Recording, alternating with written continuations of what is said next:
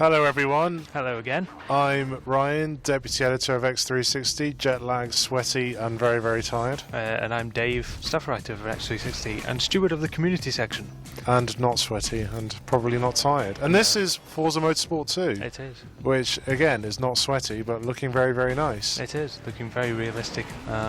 All sorts of new European cars been announced for this recently. But you say this every month, it's like, if you like racing games, you like them to be realistic, buy Forza 2. That's it, buy. Well, I mean, that's really what we should do for a commentary instead of kind of all this talking about, oh yeah, and it has real-time lighting, and it has 10 million polygons, and all this stuff. Who cares? It's just nobody racing. cares about that. Is it going to be as good as a PGR4? It'll be better because cars smash up realistically. That's what we want. Bada bing.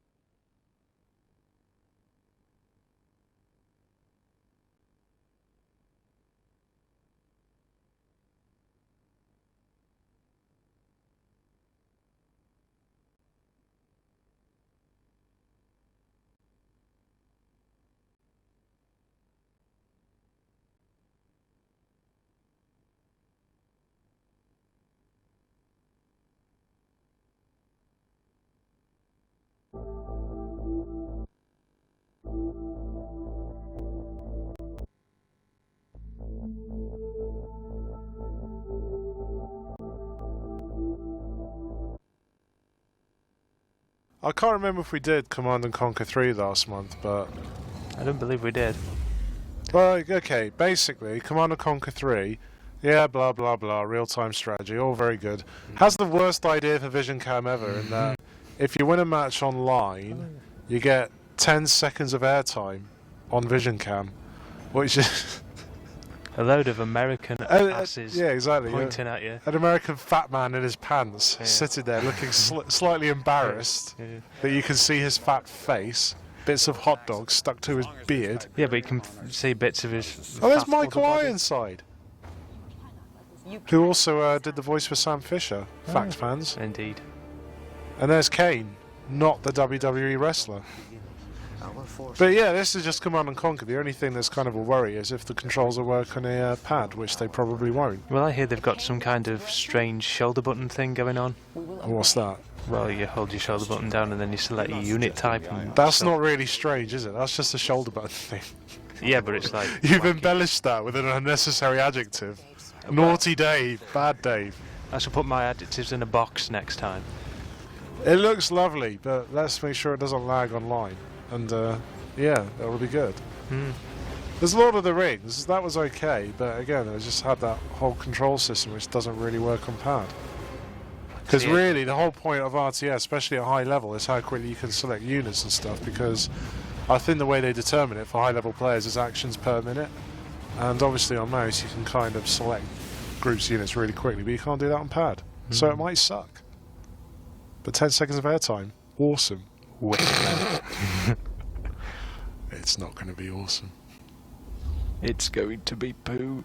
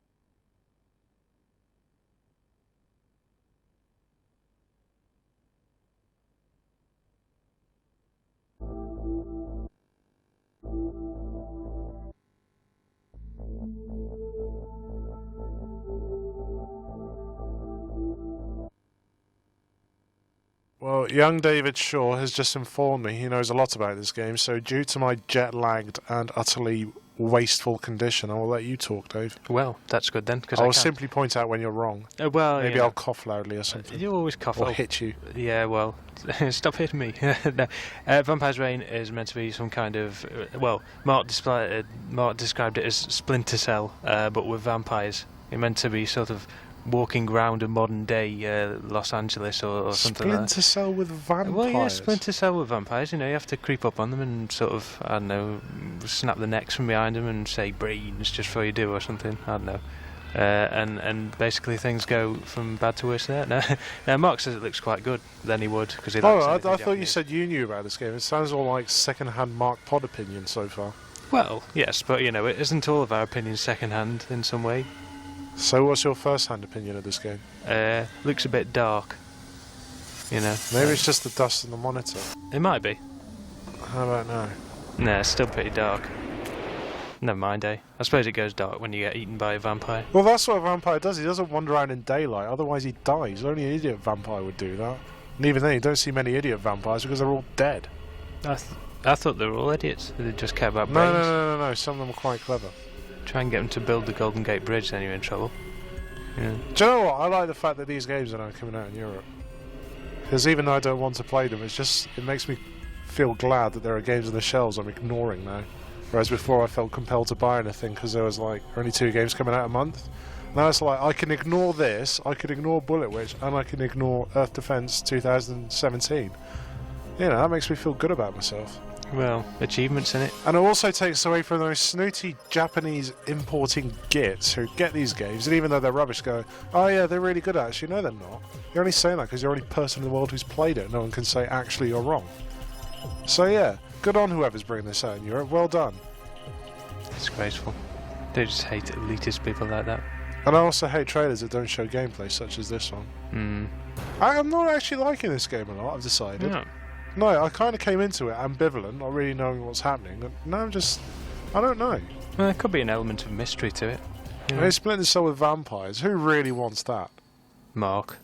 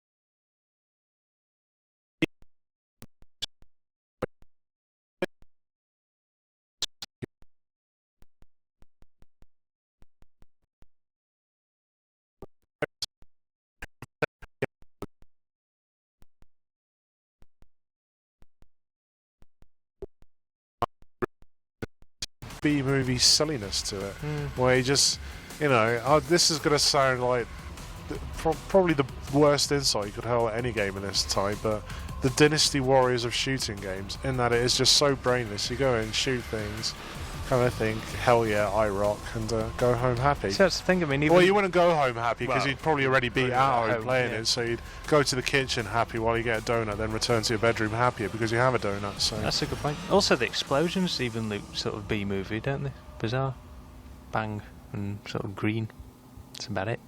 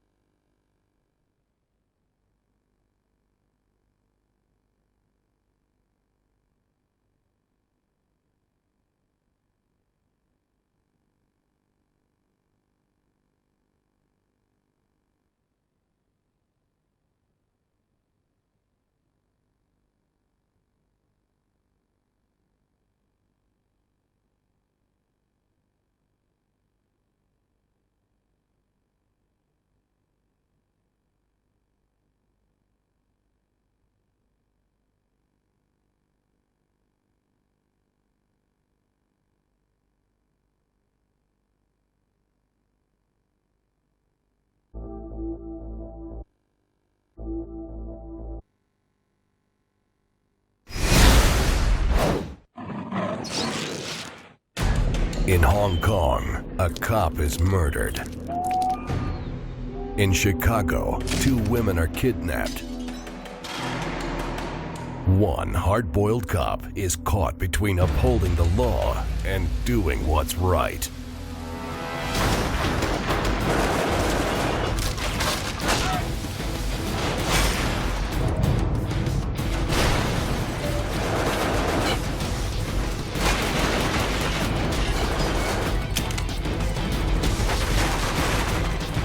In 2007, Chow Yun-fat returns as Inspector Tequila.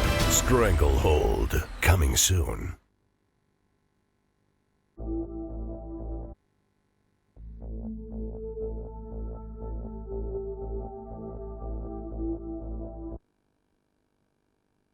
So, Spider-Man 3, if you played Spider-Man 2 on PlayStation 2, it's like that, but it's the sequel. It's got 3 after it. The end. The end, is that best? That's not a very good comment. That's all I can muster up, I'm afraid. My brain is fried. I want to go home, curl up in the corner of my room and die. So, yeah, I mean, it's if you played Superman Returns, and if you could imagine that game being good, which I know is very hard because Superman Returns was basically like being trapped inside of a cow's ass with an Xbox 360 pad, then that's the game this would be, like a good Superman Returns or a next-gen Spider-Man 2 or something. I don't know, I'm confused. You just fly around a city, do missions, probably collect icons to unlock artwork. It's just one of those free-roaming Superman games. Those kind of things. Oh, the achievements aren't like Superman. A friend of mine was telling me that he had to spend 15 hours on it for one. Well, spending 15 seconds on Superman is kind of enough investment to get 1,000 points, really. Oh, exactly. That's what EA should have done. Sadism, that's what it is. But we're not going to talk about Superman Returns because that game gets... Well, the fact we've even mentioned it is clearly giving it far too much attention. But yeah, Spider-Man 2 was good. This will probably be good. Spider-Man 3 the game. Let's hope.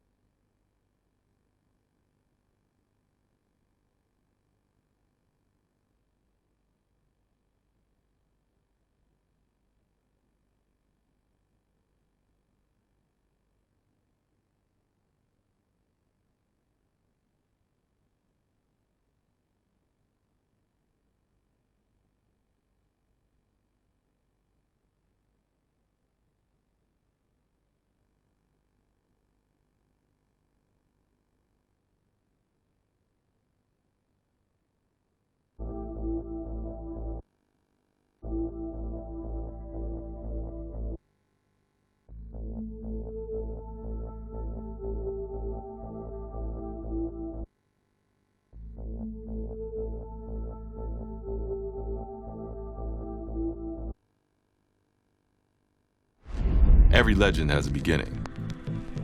Carmelo Anthony got his start on a home court just like yours.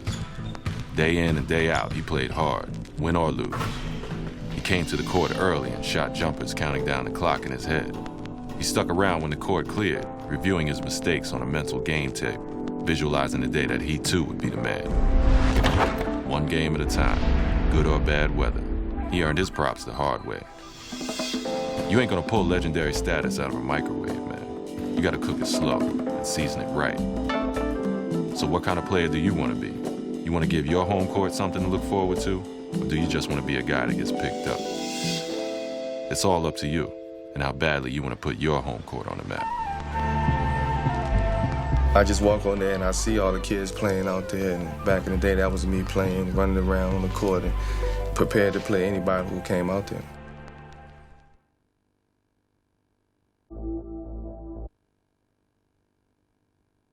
EA Sports League. It's very important to acknowledge where I come from. It's all you have. It's all you got. One day basketball's gonna be over. You know, you always want to be willing to go back home.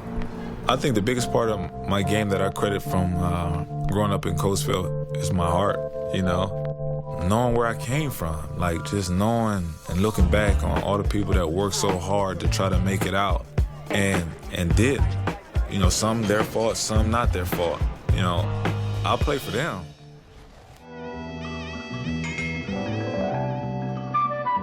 Bolden Mack Court in Amityville, Long Island is basketball birthplace to Mike James. Sometimes it's hard to see beyond the next street in such a small town, but Mike never let that discourage him from reaching for the stars. Shot after shot in the dark, and steal after steal, Mike's hard work finally led him to the NBA, a place no one he knew had ever dreamed of. And now, every kid on Long Island with a hoop dream looks up to the man who used to dream of making it just like they do, until the day his dreams came true.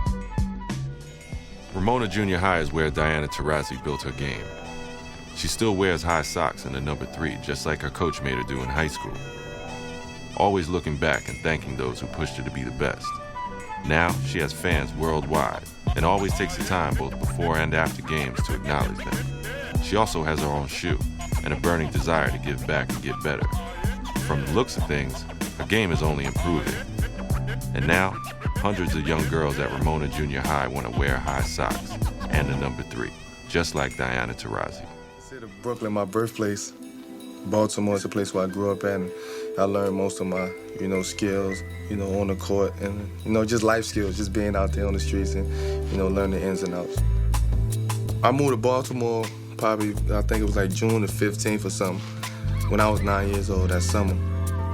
4 days later, I was playing basketball in like a rec league.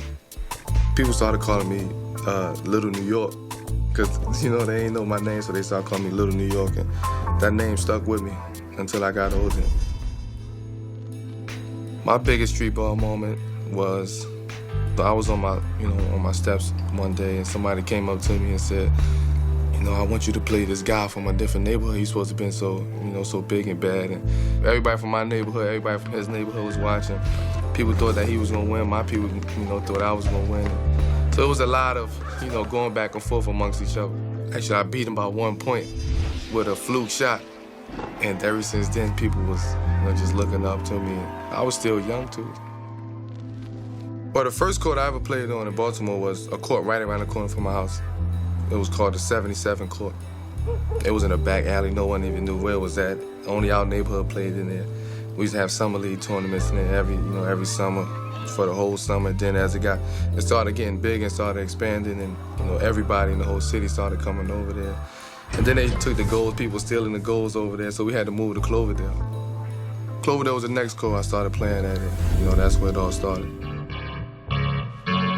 My vision was like, man, you know what? I'm gonna prove all these people wrong. I'm gonna be the first. I used to tell my mom and dad all the time, I'm gonna be the first, to make it out of here. And once I do, I'm never gonna forget where I came from. I'm just gonna be the stepping stone for the next person to make it out.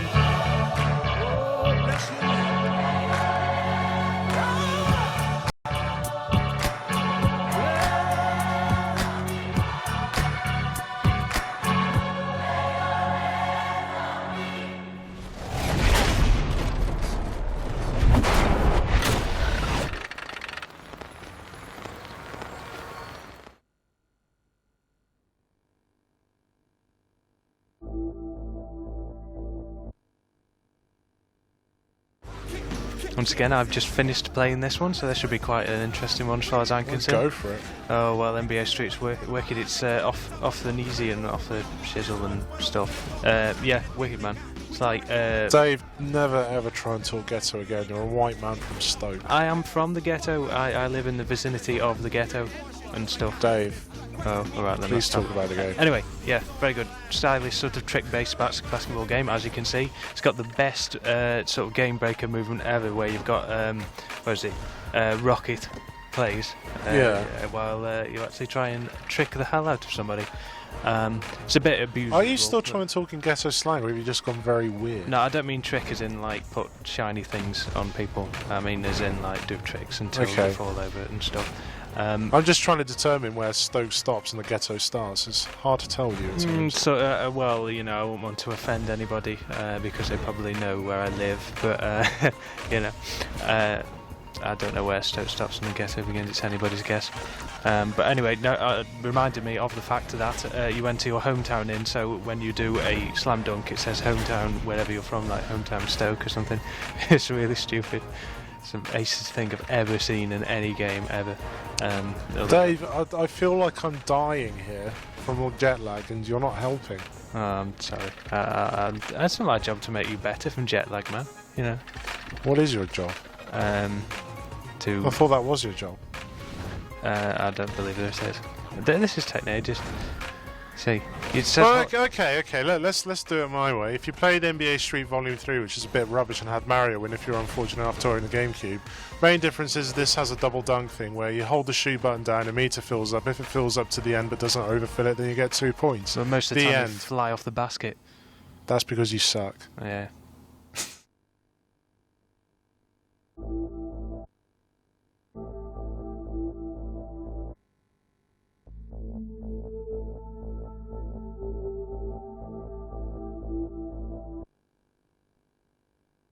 Well, I don't even want to talk about this game, so go for it, Dave. This is... oh god, I do want to talk about it, but the things I say would just be rude and bump the age rate in the DVD up to 18. Look, no, I'm not going to talk about it. No, you go for it. Especially don't know. It's about... Oh? Well,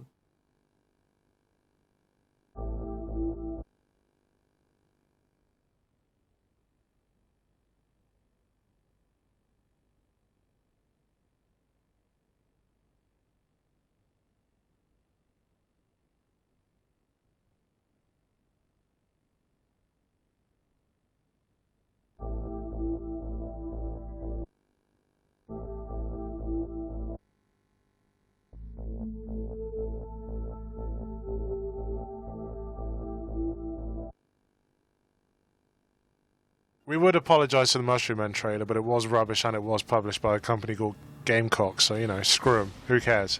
Teenage Mutant Ninja Turtles. Everyone cares about this. Yeah. We all love the Turtles. I saw the trailer for the film while I was in America, and it does actually... The film looks okay, but what worries me is the game is just going to be... Well, you can see what kind of game it's going to be. Same as the last. It's going to be rubbish. Yeah. It's just going to be... It's just going to be so bad. It's not even like it's going to be the worst game you've ever seen, is it? It's just going to be so very average that... I don't know, it's pushing pretty hard for it. I suppose so.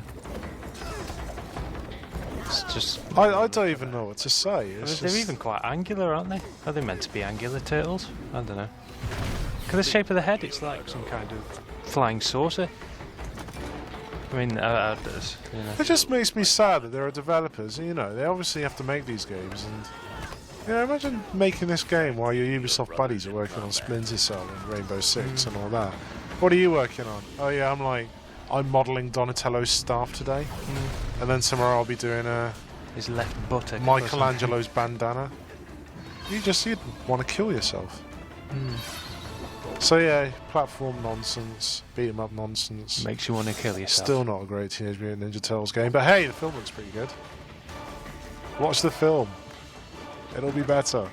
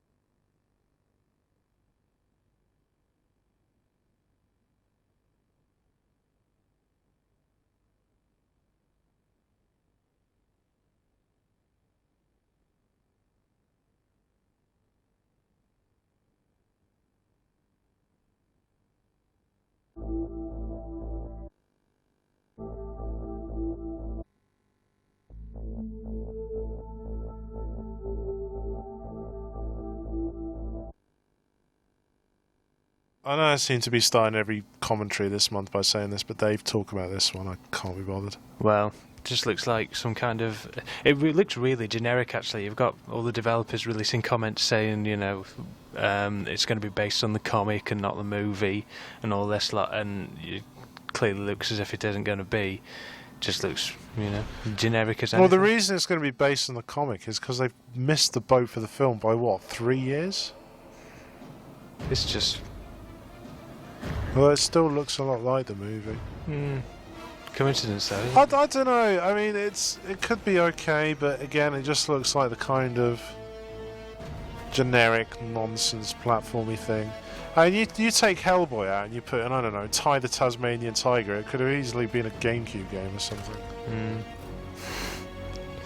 I just the kangaroo. you know, I think with Xbox 360, it's hard to get excited about games like these anymore. I don't even know if it was ever easy to get excited about these kind of games, but It looking good is no longer good enough. imagine, you know, little Peter going to Game Station with his mum, and he's got to convince her to buy him Gears of War over this. And she's like, oh, but Hellboy was that film, and he's going, yeah, but Gears of War's really good. She's like, no, I'll get you Hellboy. That's bound to be good because of the film.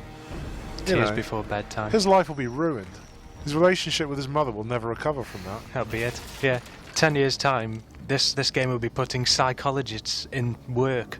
Yeah, that's what it'll be doing. See, you're speechless, aren't you? I give gog up. I give up. I mean, how many times is he going to punch people with that flaming Well, arm? that's all he does. He wanders around punching people. That is Hellboy. He's he punched a punching wall. walls. Great. And Maybe he can punch a tree. maybe he can. Maybe that's what like the mystery is. In the Punch a game. cliff. Yeah, punch the entire world or something. Yeah, maybe he can get controversial and punch a woman or punch a child. I don't know. Punch an animal. That would be terrible.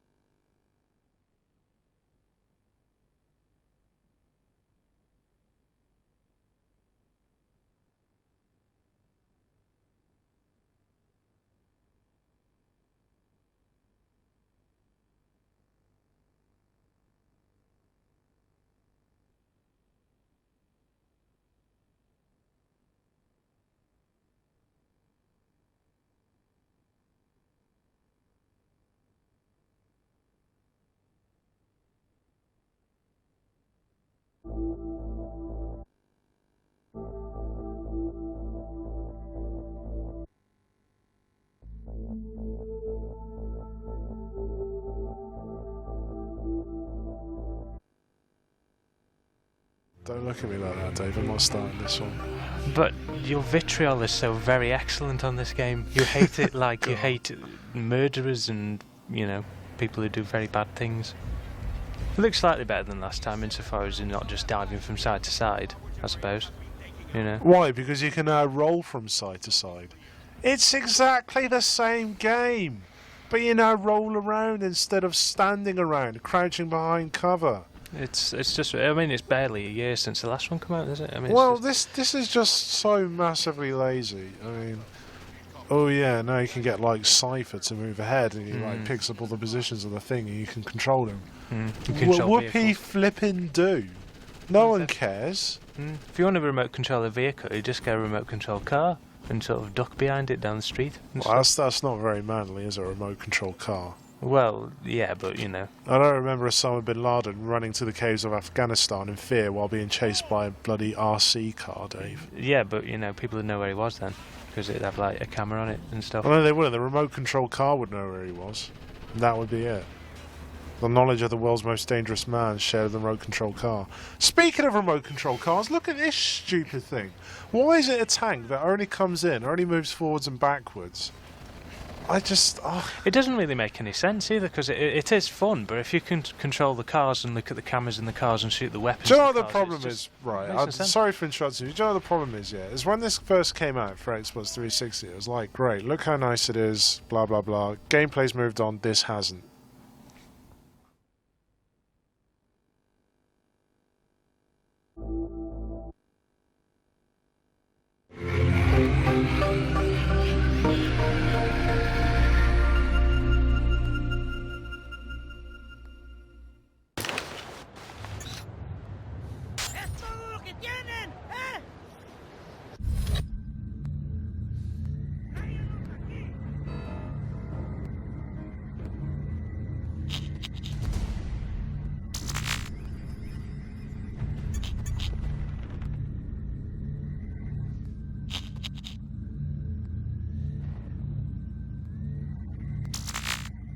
¡Maten a los gringos!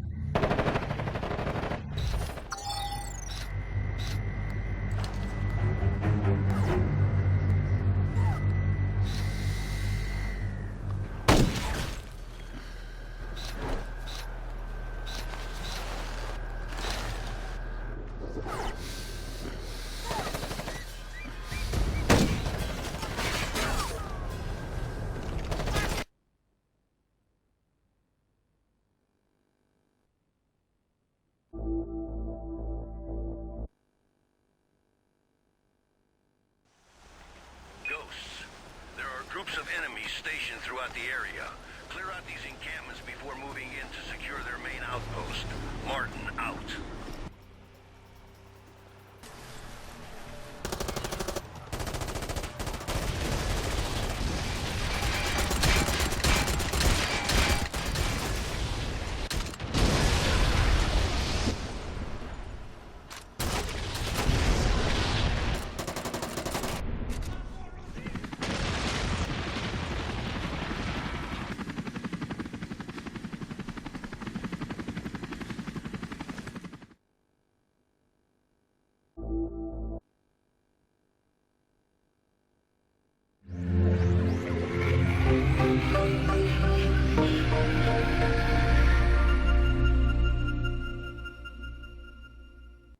Rated T for Teen.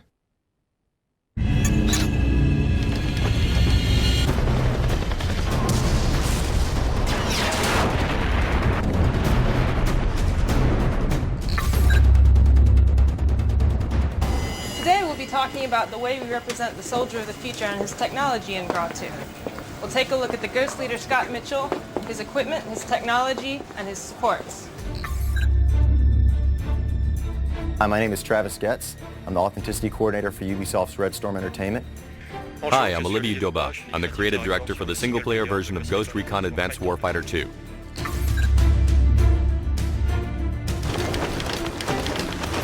For Graw 2, you can think of Mitchell's gear as moving on to Soldier of the Future 2.0. He's going to have a different helmet, This design was provided to us by the U.S. Army Natick Soldier Center, and it is put together by Cry Associates. The Crosscom has now become an earpiece on the left side of Scott Mitchell's helmet, equipped with a laser pointer. The camera that used to be on the right side of the helmet is now much smaller and integrated into the middle front of the helmet. Another design change that's been made with the Soldier of the Future 2.0 is that we're moving from the sort of standard multicam camo that we had in Ghost Recon Advanced Warfighter onto the new digital ACU camo, which has been adopted by the U.S. Army and is in use in the field today. It's a gray and white pixeled camouflage. The pixels make it much more complex for the brain to analyze, hence the ghosts are a lot harder to detect in any environment, whether it's natural or urban.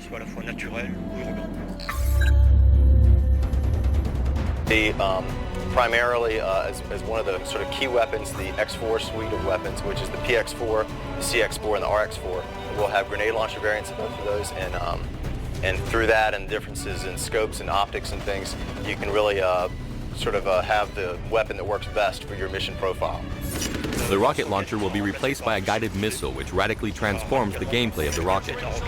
Once the missile is fired, we can continue to guide it. So all that's needed is to modify its aim, to follow a helicopter, for example, to keep the rocket on target. The enemy AI has evolved. This time, it will be a lot more intelligent and will take more initiative, which will be obvious to the player. The enemy AI will try to use heights. The reaction will also be much more dynamic in relation to the way that you carry out the combat. We'll see it fold up when the player has a tendency to dominate it, or on the contrary, it will be more and more aggressive if the player has a tendency to be a bit weaker. Each class will have dominant characteristics, and the player will have to make a choice based on these characteristics. Among these characteristics are the firepower, the distance that the class will be able to engage combat, the type of vehicle it will be able to engage, and also a medical capacity. Trade-off for the medic's healing abilities is that he is less heavily armored and he's less heavily armed, meaning that his job is less about shooting and more about aiding and helping his fellow team members. Depending on the type of teammate that you take, the way you play will change. Choose a side, either the long-distance firepower, either the heavy firepower, either the security. It's your choice. Squad AI is always one of the most important challenges in the development of a tactical game. In GRAW 2, we really wanted to stress the difference between the assault aspect and the recon of the teammates in order to leave the player a real tactical choice based on these engagement rules. In recon, the teammates are really scouts.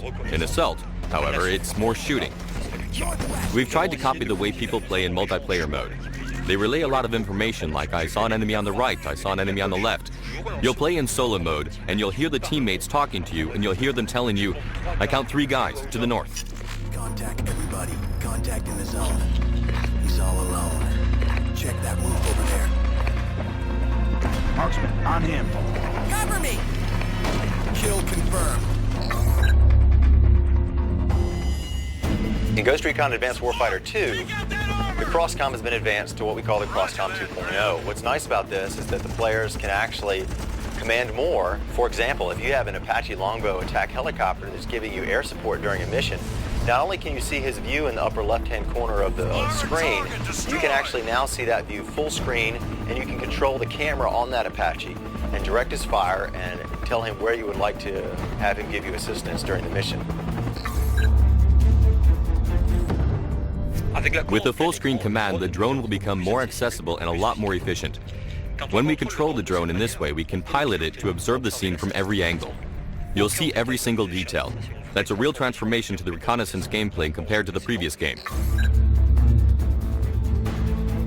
Ghost Recon Advanced Warfighter 2 features other support elements as well, such as fighter jets, Apache helicopters, and even infantry that play alongside your character's team, such as Mexican loyalists. We've continued the weapons race in GRAW 2. This time you can call upon real airstrikes with the planes that pass by, that you'll see, and who'll drop a sheet of bombs right in front of you. The Mule, which is a new support element in Ghost Recon Advanced Warfighter 2, also really benefits from this full-screen Crosscom 2.0 window. Through it, you can tell the Mule where to go. You're basically driving it. You can go ahead and recon areas that you're getting ready to approach during a mission. You can put it ahead to work as a mobile cover for you. All that will be particularly useful in the desert zones where there's a lot less cover than in the city. You'll see special antennae used to spot the most dangerous enemies, which will allow you to make the best decision. And the Strategic Vision interface will give you more information on the battlefield. That way we'll understand the role that we're playing in the war on a global scale. Here we are at the end of this developer diary. Next time we'll take a look at how we accurately recreated environments in GRAW 2 and how they're different from GRAW 1. As you can see, we've gone a lot further with the Soldier of the Future experience this time. The player will have new equipment, new and more high-tech weapons, new supports, and new drones he can control with the all-new CrossCom 2.0. CrossCom activated.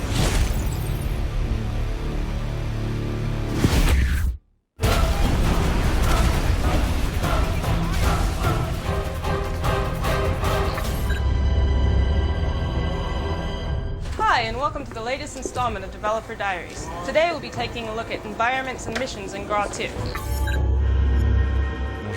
Hi, my name's Guillaume Manuel, level artist for Ghost Recon Advanced Warfighter 2. Hello, my name's Cyril Gouel, I'm the level designer for GRAW 2. The storyline of GRAW 2 starts shortly after the events that occurred in GRAW 1. After the events in Mexico, the Ghosts go back to Fort Bliss in Texas to train. The Mexican rebels have advanced to the border, which makes the menace much more tangible and immediate. And that's why the Ghosts are sent to discover what the rebels' plans are for attacking American soil. The new challenge for us was to work on both sides of the border, American and Mexican, because the adventure basically takes place there. So we went to the Texan border. We used a new technique that was made especially for the filming, which consists of combining two HD cameras in order to create panoramic scenes. Thanks to that, we were able to capture all the intensity and ambience of Juarez. When we got back from Mexico, we watched all the videos that we brought back with us. We tried to integrate the local geography into the game the best we could. For example, the buildings are quite low and all the same height, so we decided that we could use that so that the player could have a linear progression across the roofs.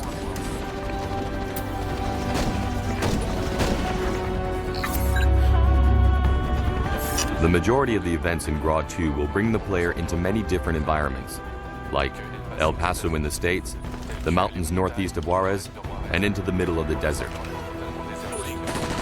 Thanks to this vast gameplay area, we are able to give the players a continuous experience and not cut up like in all the other games. The gameplay adapts itself to the environment. For example, in the desert, the player won't have much cover, so he'll have to be very careful where he moves. On the other hand, in town, the cover is denser, so it'll be easier for the player to move around. The player will experience a game that will bring him into urban environments, which are the prolongation of the first GRAW, as well as taking him into more desert-like, more rural, more open spaces, which will remind the player of the first Ghost Recon. In the urban environments, the player can move across the rooftops. When the player climbs on top of a building, the enemies will try to do the same so they can kill him.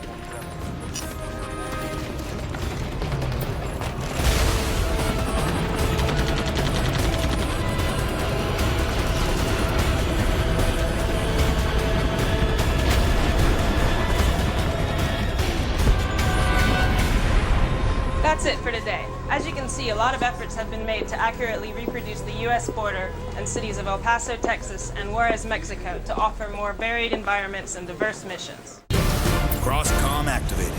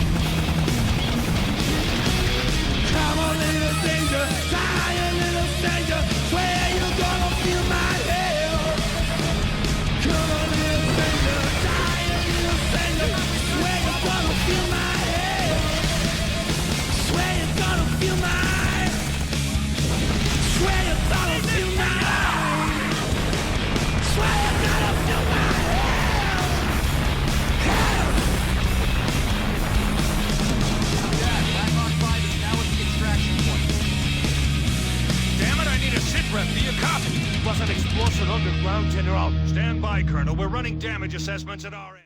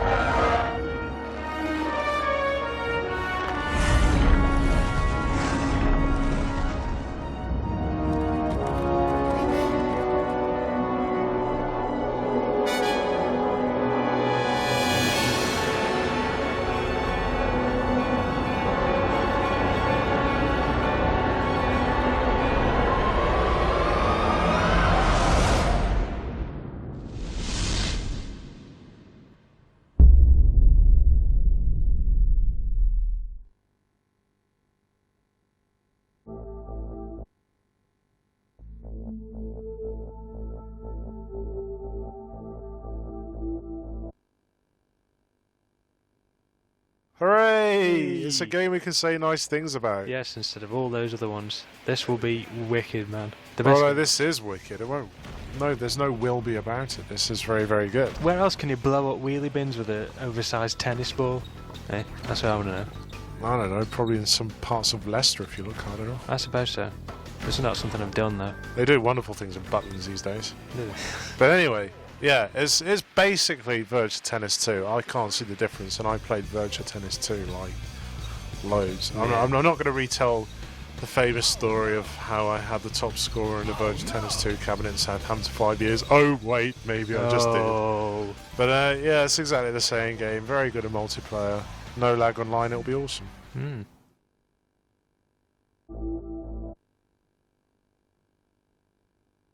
Virtua Tennis 3. Burst the balloons.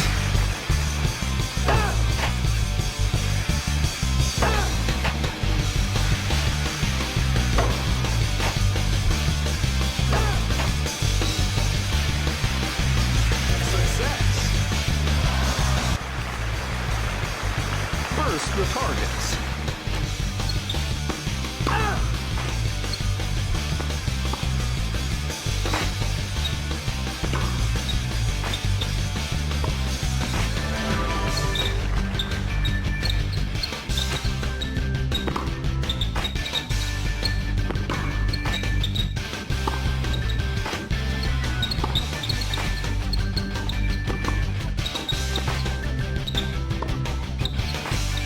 Winner, player 4.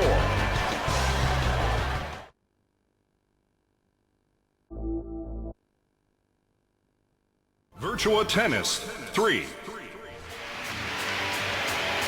Hit the targets.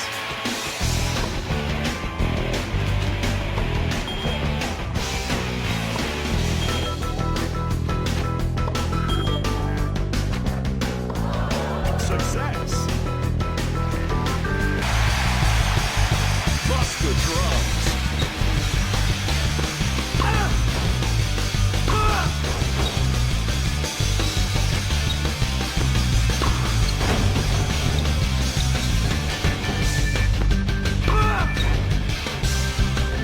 Success.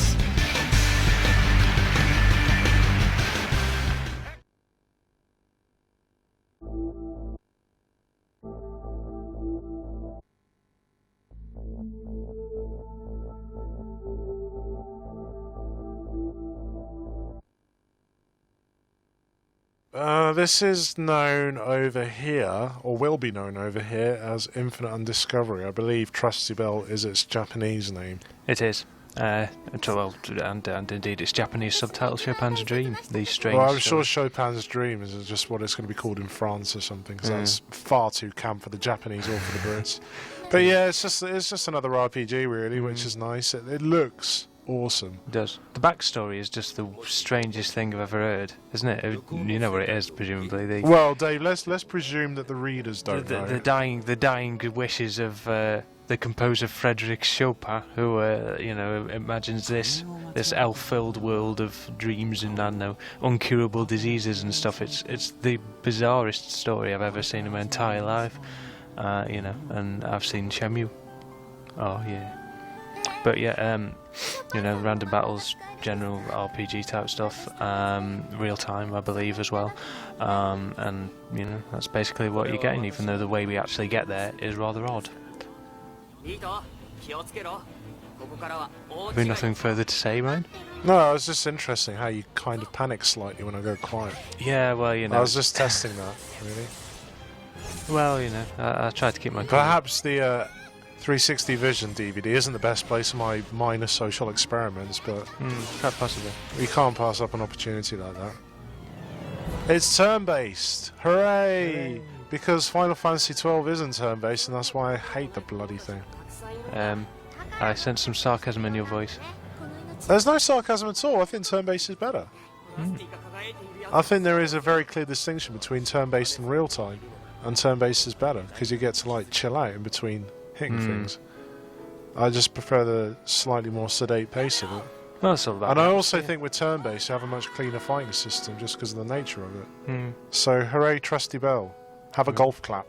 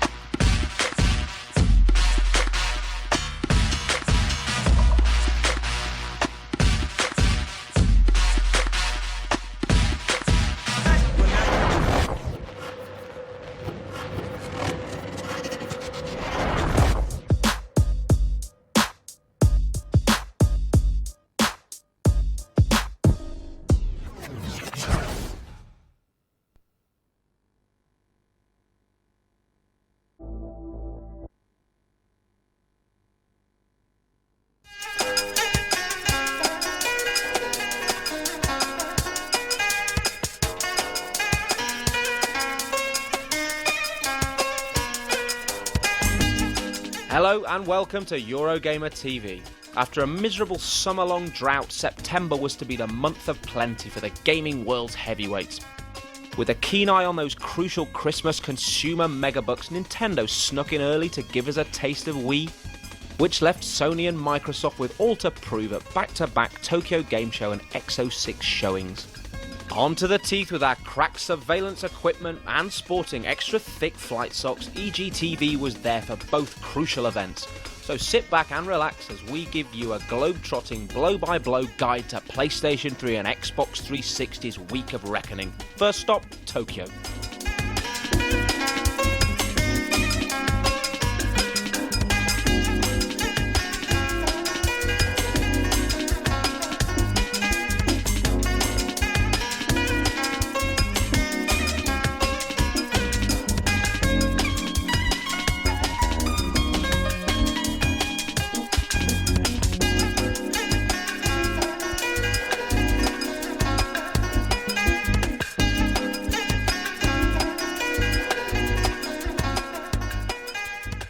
Tokyo, home to the Japanese government and the imperial family, is a city with a long and rich cultural history.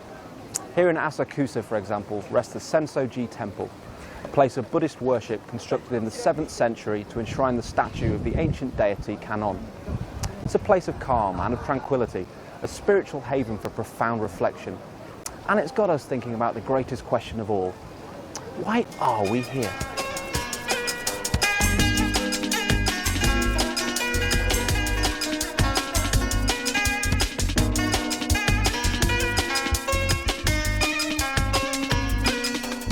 Well, we all know where men keep their brains. And after much deep thinking in the digital paradise that is Akihabara, I believe I've found the answer.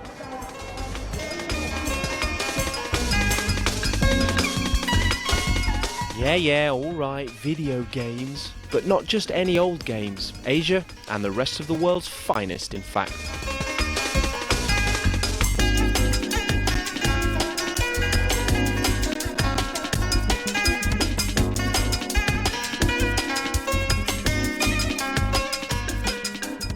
Tokyo Game Show 2006 is all about the numbers. The Japanese Gaming Showcase is currently celebrating its 10th anniversary. A record 143 exhibitors will be showing off over 650 games across the 8 halls of the Makuhari Messe. Still every inch the local hero, our old pal Sonic the Hedgehog was a key draw on the Sega stand. And the game's producer was on hand to pimp the pointy platforming pin-up's next-gen debut.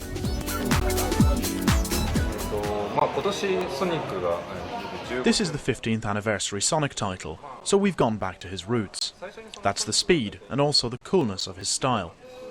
We wanted to use the power of next gen to really bring this out in the Sonic universe.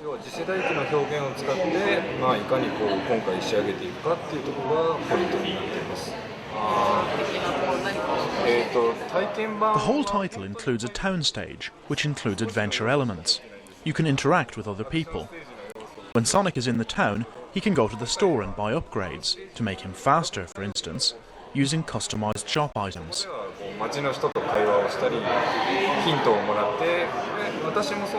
I worked in production on Sonic Adventure, and we wanted to expand that element and make it so you communicate with people in the town and have submissions. We wanted to make it more like an adventure game, not just another action-oriented Sonic. And while still very much the chalk to Japan's gaming cheese, Xbox 360 did offer up a display at last a bit more suited to the fickle market. Big stand, big intentions, but with the best will in the world, Xbox is still far from being a big deal in the Far East. But Big Build's company is listening and learning, as titles like Blue Dragon and Lost Planet show. Takashi Sensui is the man charged with making 360 big in Japan. We've been here for several years now, and we have launched new campaign this summer for Xbox 360, marketing campaign, advertising campaign that is.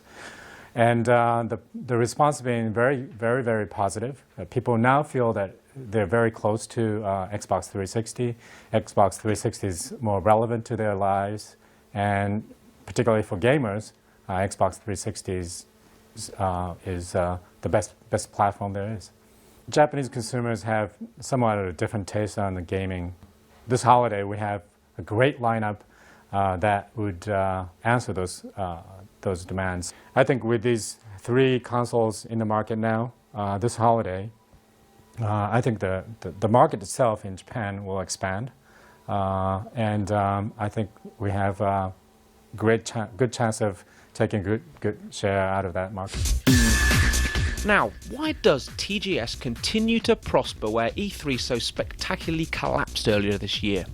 Allowing real, actual gamers in instead of keeping it a stuffy, exclusive club for business types is a major plus point. As is, to the infinite delight of EGTV's intrepid cameraman, the veritable standing army of game show girls so self-righteously banned from this year's LA showcase. Welcome back, ladies.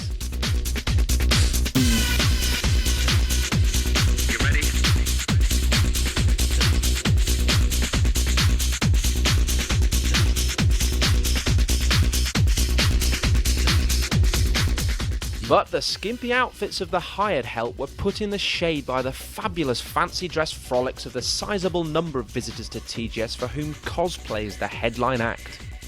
The cool kids of Japan go to occasionally terrifying lengths to model themselves on their favourite gaming heroes, often attracting crowds as big as the games themselves.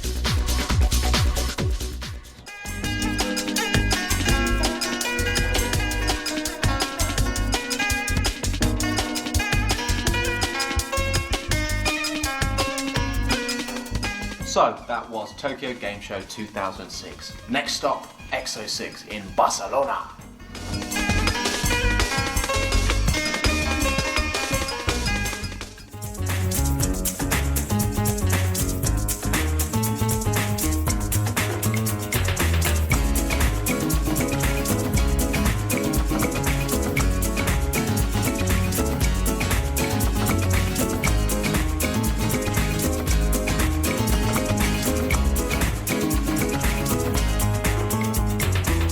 So, you're Microsoft, you're feeling a little needy after your flashy rival took all the attention in Japan, so what are you going to do? Well, you invade Spain, you kidnap the European press for the mother of all parties, and you don't invite the enemy. Welcome to Exo 6.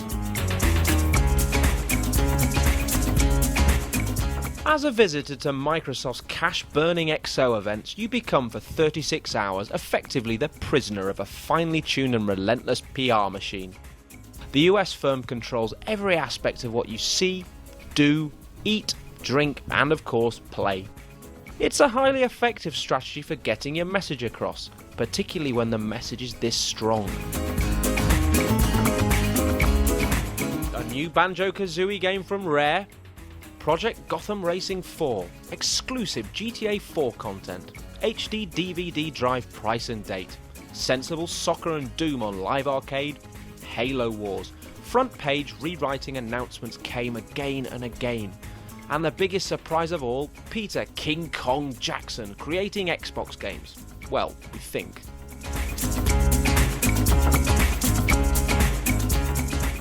Well, plenty for the incarcerated ranks of publisher execs and hacks to digest at the glamorous open prison of the after-show party.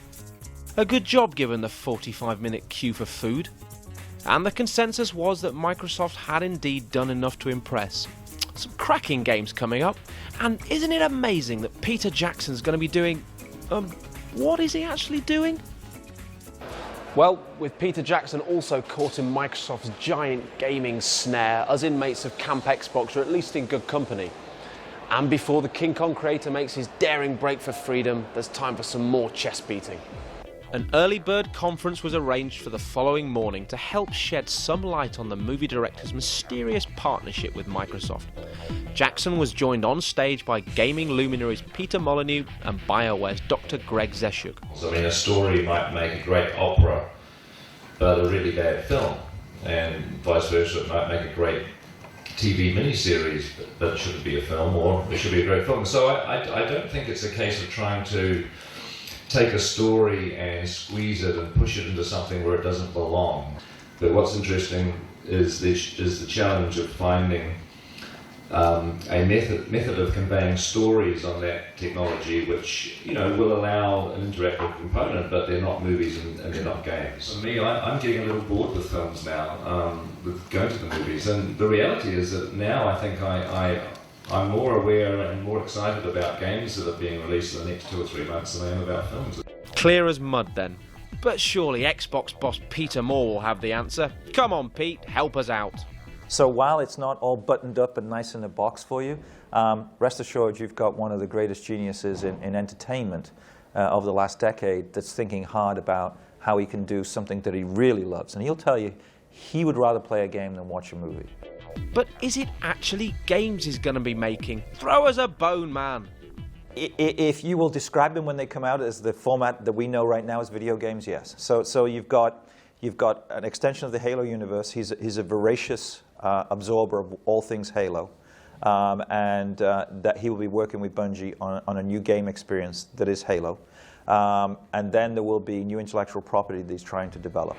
Well, 360 has taken a while to get going. Let's not forget on the first-party side, there was a 210-day gap between the release of Dead or Alive 4 and 99 Nights. Thank God for that PS3 delay, eh? But as you can see behind me, the games are coming. Something for everyone. That's how Peter Moore described the 360 games lineup. Well, he would.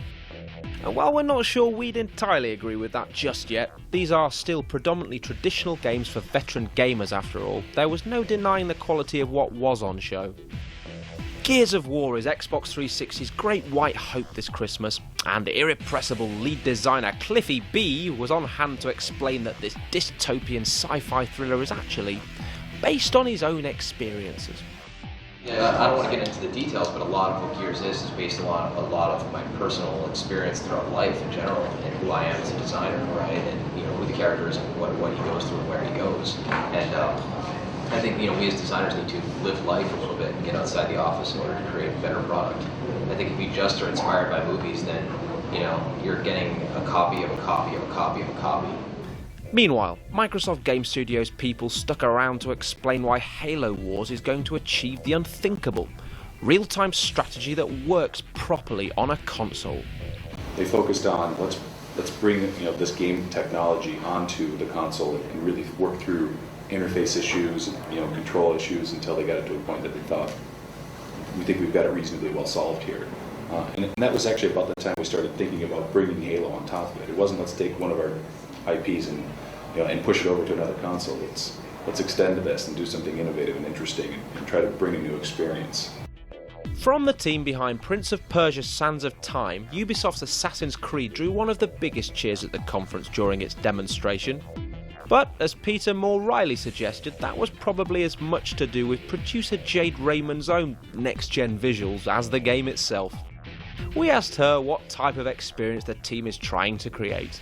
The gameplay, it's really that what we're trying to do is give people a completely immersive, cinematic, emotional experience. So it's not, it's really about making sure that the feeling, the feelings and the gameplay that you're doing are organic and different, but they're based on real social rules. They're based on the logic that we'd use for everyday life. So if you can jump, it's the jump of a highly trained human, but it's still humanly possible. If you see the reactions of the crowd, it's what you might expect. Our objective with this game is really to deliver on the next gen promise. I mean, we're all gamers and we're all excited about next gen, and we really wanted to live up to everyone else's expectations and deliver a new kind of experience, so not just better graphics. So Altair can really go anywhere, and his movement around the city is based on free running or le parcours, or kind of like skateboarding without a skateboard, and really there's no level design path. Everything is interactive. The rebirth of a revered series, one of the more interesting aspects of Alone in the Dark is the plan to feed gamers further episodes of the story via Xbox Live. So what is the appeal of episodic content? Well, there are two elements for that. One was that we wanted to have an intensity in terms of the narration, and we felt that the way games are told today, like most action-adventure games, they're mainly told through film structures, and it's not really adapted because films are around 2-3 hours, games are minimum 10-15, and what you get is gaps of narrative intensity, or it's diluted into the game. So we were looking more to another type of structure which helps maintain that intensity of the story. And we're all fans of 24, Prison Break, Lost, and we said, well, that's strange. Why are we so captivated and addictive to that story? Why not take that and bring it into Alone in the Dark? While we spent the second day being ushered from cell to cell for interviews, Eurogamer.net editor Kristen was let out for exercise in the yard, where he went hands-on with all the key 360 games we'll be playing this Christmas and into the new year. So, Gears of War or Gears of Snore? Gears of War is very much the star of the show in terms of how much it's pushing the 360. The graphics are just ridiculously good, and anyone who walks past it in a shop is just going to fall over themselves to want to play it. They'll probably just buy a 360 there and then. In terms of the actual gameplay, I think people are going to see through it a little bit, in that it's essentially squad-based shooting. There's not really very much that hasn't been done in several other games in the past. So I think there'll be a bit of debate over whether it's actually taking anything forward. And anything else we should be wetting our knickers about? Call of Duty 3 is an obvious candidate. The Darkness from Starbreeze. I think I finally got a hands-on with that after seeing it at E3 in Leipzig, and that's stacking up to be quite exciting. BioShock I saw from 2K, and that is just arguably one of the games of the show. I think people will be slightly misled by the trailer they saw yesterday. So Ken Levine did say today that wasn't gameplay footage. It's essentially Xbox 360 is currently wiping the floor with the PS3's Christmas lineup. I mean, there's no doubt about that. I think it's so overwhelming from last night and today's evidence that Microsoft have just snapped up so many great games, almost by default in some cases. So Microsoft's offering at this point in time is looking unassailable, to be quite honest with you. The standard is pretty awesome. I think Sony have got an incredible amount of catching up to do. So that was X06. But before we dug our escape tunnel and left Barcelona behind, it wouldn't be a Microsoft event without a calculated swipe at PlayStation 3. The thing I'd say is that it's clear Sony Corporation is almost on the brink of betting the company on Blu-ray. And I think that, and that's just paraphrasing from analyst reports and just as a consumer. We are not in the business of closed formats. The ability for consumers to make that choice is important to us. It's a games console. Okay, I mean, first and foremost, it's a games console. And I talked about it last night. At the core is your games. The next thing we worry about are your friends. And then finally, the outside layer is lifestyle. And we appeal to that. And I would argue that Sony maybe has them reversed. If Blu-ray really is as important to games as Sony claims, then surely it is time for the Japanese company to start hammering this message home to consumers. And finally, lest we forget, it certainly wouldn't be a games event if our fearless cameraman didn't squeeze in at least one good lingering ogle.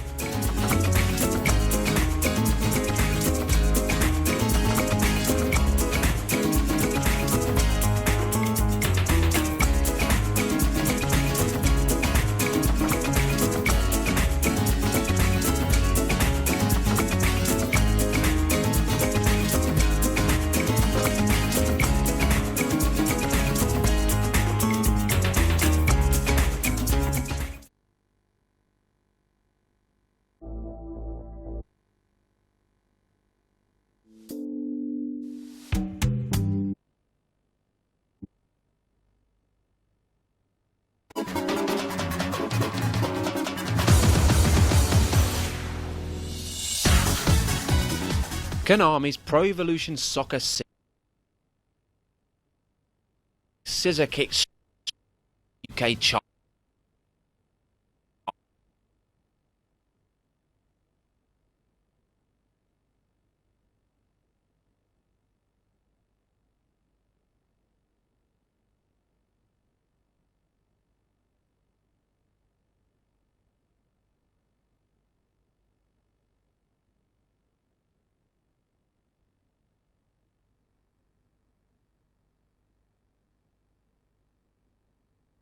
Stadium, the brand spanking new multi-million pound theatre of dreams. Broken dreams if the current lot is anything to go by. Sadly, our very own Premiership superstars Kristen and Tom withdrew from the Eurogamer squad at the 11th hour, complaining of strained reviewing muscles. A likely story. Anyway, far more important than us lower league chancers, the real draw of the event was the opportunity to hang out with PES 6 cover star and Chelsea and England captain, the mighty John Terry, and Arsenal wunderkind Cesc Fabregas. How is Cesc? Fine, thank you. Are you any good at this? I'm better at PlayStation, Okay, well, let's bring this, your opponent up onto the stage. He is none other than the Chelsea and England captain, John Terry. Okay, how good are you? I'm alright actually. There's a few good players at Chelsea, Sean White Phillips.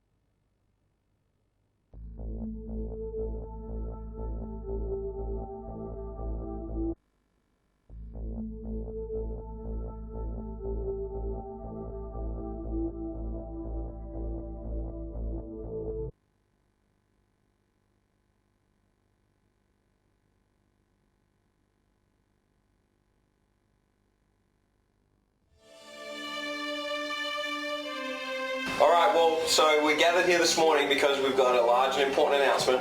I know a lot of people have been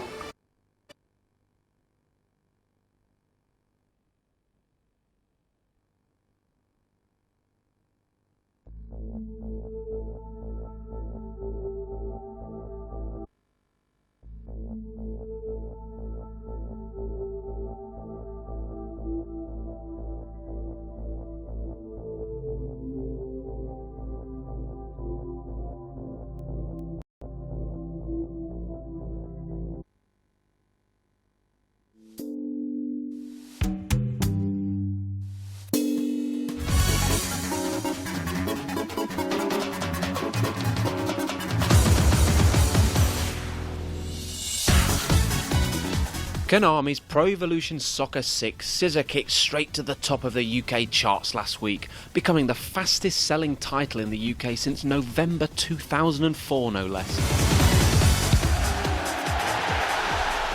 And the series' popularity season upon season amongst the games press was evident at the recent PES Media Cup, which drew players from across the country for the winner-takes-all knockout tournament.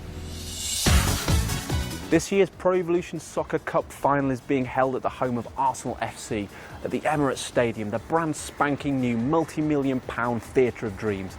Broken dreams if the current lot is anything to go by. Sadly, our very own Premiership superstars Kristen and Tom withdrew from the Eurogamer squad at the 11th hour, complaining of strained reviewing muscles. A likely story.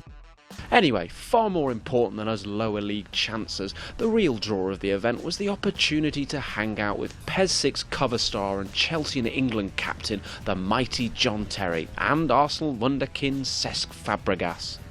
How is this? Fine, thank you. Are you any good at this? I'm better at PlayStation, Okay, well, let's bring your opponent up onto the stage. He is none other than the Chelsea and England captain, John Terry. Okay, how good are you? I'm alright actually. There's a few good players at Chelsea. Sean Mark Phillips is probably the best at our place. Yeah, he told me that. No, he is actually. Do you fancy yourself against a tricky little midfielder like him? I don't know, we've just been playing Dennis one game more at the minute, so that's the chances. Terry, famously a massive fan of the game, took on the Gunners star in a virtual Arsenal versus Chelsea celebrity clash. Well, we say Chelsea, but this being Pro Evo, bless its tight-arsed little socks, we actually mean London FC, of course. He's off! He's off! Not without controversy. It was a tense, nervy affair for the most part, but with the aid of Roman Abramovich's virtual billions, Terry's Chelsea snatched a famous 2-0 away victory. It'll be a shock result. I think a lot of people had money on the younger man. That's it, 2-0 Chelsea. Terry was all smiles afterwards, the model professional. Frankly, if we'd been him, having infiltrated the inner sanctum of his London arch-rival's power base, we'd have sneaked off and scrawled some graffiti about Arsene Wenger's mum on a door somewhere. Or at the very least, pissed on a toilet seat. A late kick-off and a few technical hitches meant the tournament itself was as much a test of endurance as it was gaming skill. But Konami was at least thoughtful enough to provide some suitable distractions for our ever-alert cameraman who couldn't wait to show the ball girls his tackle from behind.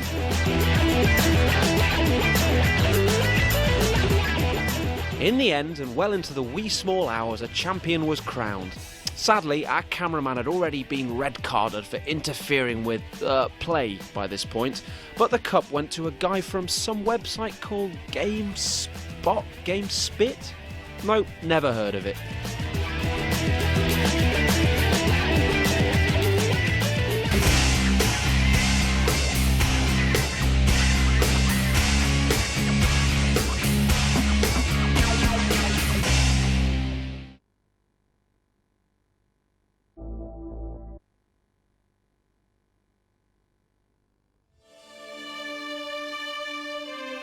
Alright, well, so we're gathered here this morning because we've got a large and important announcement. I know a lot of people have been pondering and wondering about whether this announcement was coming, and I guess all of those people were right. So today we're announcing that we're making Mercenaries 2 World in Flames for the Xbox 360 and the PlayStation 2 and the PC. And of course, as we've been talking about all along, the PlayStation 3. So it's coming to you in 4 delicious flavors. So get excited. Can't believe you guys didn't figure it out by now with all those 360 controllers in our video. I know all those subtle hints.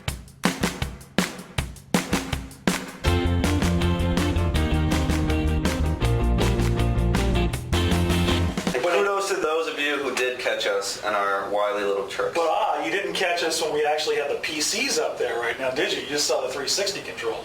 Pandemic's historically been a platform agnostic developer. I think that's the plan moving forward.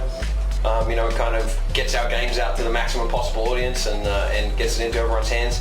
And that's, at the end of the day, that's the goal. We want as many people as possible playing our games, having fun, and blowing it up. The next gen SKUs are all going to be, feature-wise, we're trying to make them identical.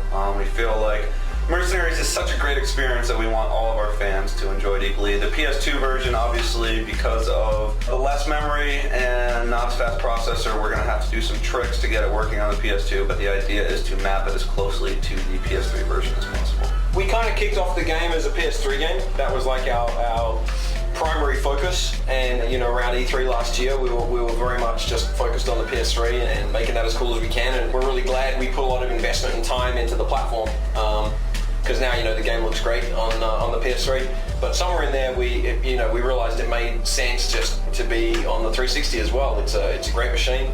You know, it's an exciting time to be a game developer. You got a lot of powerful hardware out there to use, and we wanted to, you know, see what we could do with both of the platforms. And I think both versions of the game on both of the platforms, on both the next gen consoles, it's going to be pretty sweet. To give a hint, while we were at E3 with the PS3, we had a running 360 build in the background. It probably was not a feature parity with the PS3, but it was pretty close. So we've been certainly working on the next gen consoles for quite a while, both of them. Another reason for the announcement is, you know, we've partnered up with EA Partners to co-publish the game, which is very exciting. You know, we're really excited to have their muscle behind the game and helping us distribute it and market it. I think that's going to be really cool, get it into everyone's hands all around the world. And you know, I think I got no way to finish that sentence. All right, is that it, Brian? We good? I'm still nauseous from all that Australian candy. It's the worst idea ever.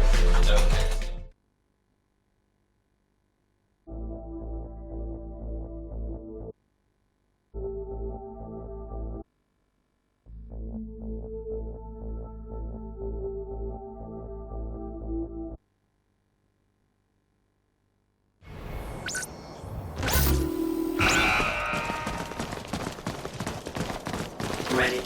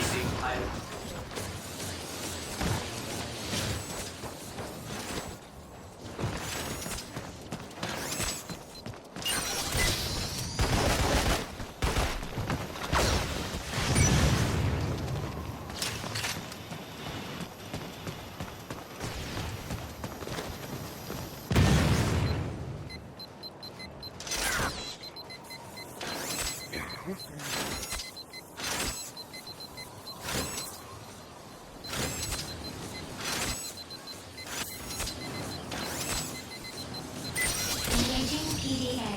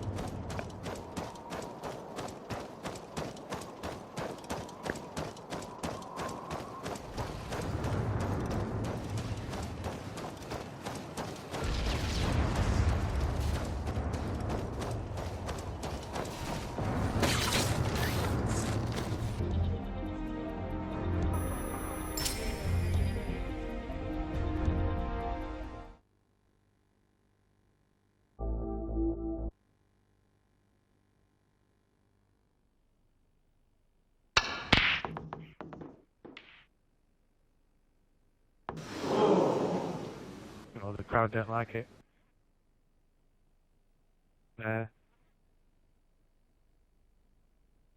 Right, so you've got obviously the dark circle where the balls go. Oh no, you don't. You can't see that at the minute, can you? You can just see me moving the thing. Okay. Have a go then. Where's the 2 ball? It's all about positioning, you see. There you go. That should be alright.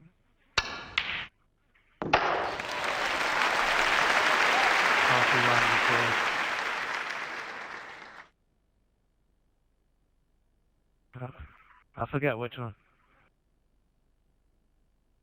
This is the best game ever. Yeah. Better than Gears of War, isn't it?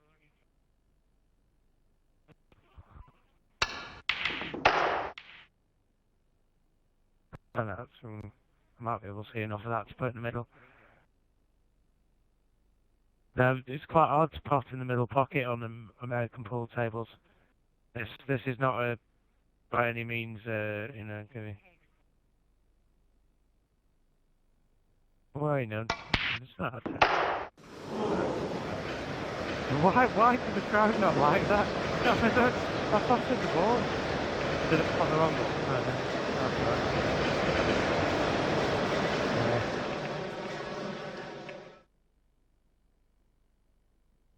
Did a what? See, that's what I was asking you, see. I have no idea. I'm going to have to try to play a plan 2 on the 9 ball, see if I can win the game with 1 shot.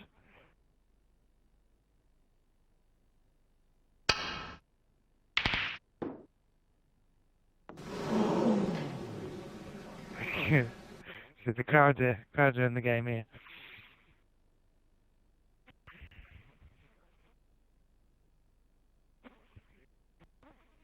But yeah, the dark bit's where the cue ball's going to finish. If you press and hold Y, you can see a top-down view of the table, which will make your shot a bit easier. And if you press A once, you've got like a power bar which you can move up and down with the analog stick, and then press A again to take your shot, as it were. So you can just mess around with spin and power and so forth.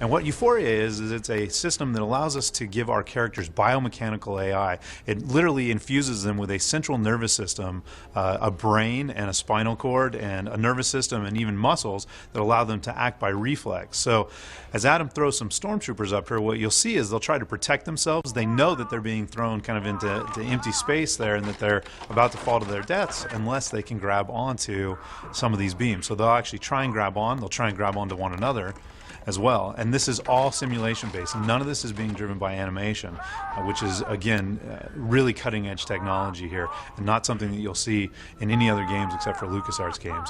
And there you can see an example of behavior of two stormtroopers grabbing onto one another. Again, that sense of self-preservation as they try to protect themselves from that fall. Now, the other thing to observe here is not only do we have characters interacting with the environment in a very realistic way, but the environment knows about those characters. So these guys know that there's that beam that they can grab onto, but the beam also knows about them. So as those stormtroopers grab a hold of the beam will actually splinter under their weight and bend, and the stress will actually show, and eventually they'll break. So again, our games are not just about having, really entertaining and high fidelity interactions with the environment or with characters, but also having those other characters interact with the environment in meaningful and high fidelity ways.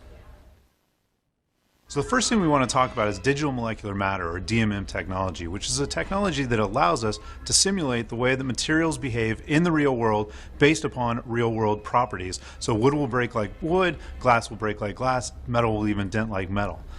So what we have here is a piece of plywood that's actually authored using the traditional methods for breakables. And what we have is we built one piece of plywood that's whole and then a broken piece of plywood that will actually swap on the fly when Adam goes ahead and shoots a Death Star ball here to break it.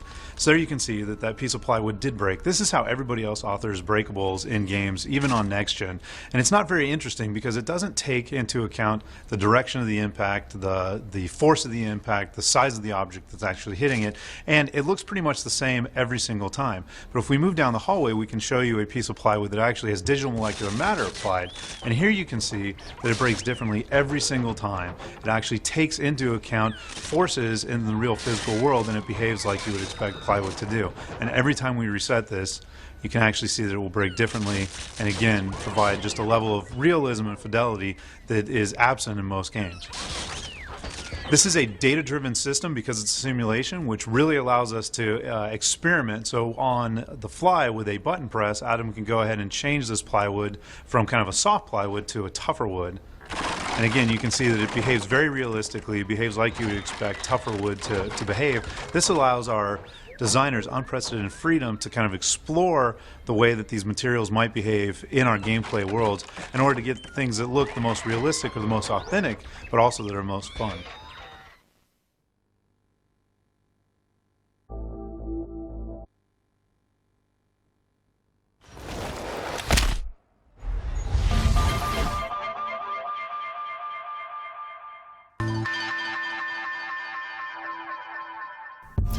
Skateboarding to me is just kind of an outlet, I guess. It's just nice when you're pissed about something, whenever you can go out and jump around for hours and let go of your frustration in a different way.